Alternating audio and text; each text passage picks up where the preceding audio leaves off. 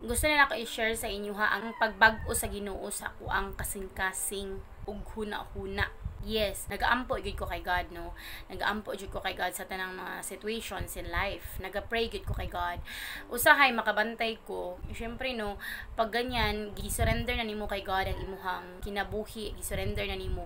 Naagyud ang Holy Spirit nga magipag-istorya sa imuhang mali na imong gibuhat na. Dili na mao, dili na siya mauso.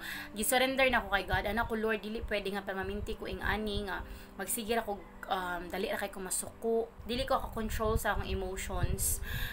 Dili na ako makontrol akong emotions is because kulang pa akong pagsabot ba. Abigod na ako kanang normal lang, pero dili dayto maayo sa mata sa Ginoo, dili dayto makapahimaya sa mata sa Ginoo. Kaya ganing dali lang kay ko masuko sa mga situations. Kung naay mga dili mao nga nahitabo, masuko na dayon ko. Dili na ako makontrol ang akong self. Ano kay God, Lord, i-control akong self, Lord. Tabangi ko nga makontrol na ako akong sarili.